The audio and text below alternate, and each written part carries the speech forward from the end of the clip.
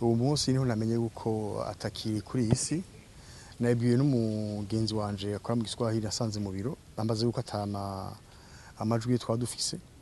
Ni ikintu nakira nyuma waro mwinshi cyane kuko Marcien Barakana namenye mi radio twakoranye kuva mu kwezi kwa kabiri umwaka 1988 turamara nk'umwaka umwe hama iwusha kimuhamagira amabanga yukuja kumenya amabanga wa mbere mu biro biserukira ubundi muri Kenya.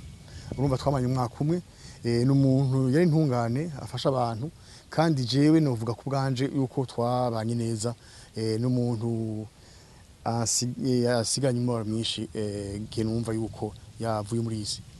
Yakora mu Congereza no mu Gifaransa, yari umuntu akunda akazi wishaka kandi afasha abantu.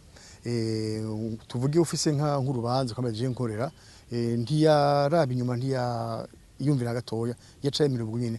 Yari umuntu w'intungane akunda abantu cyane kandi ukuri nta kintu mvaho kibi.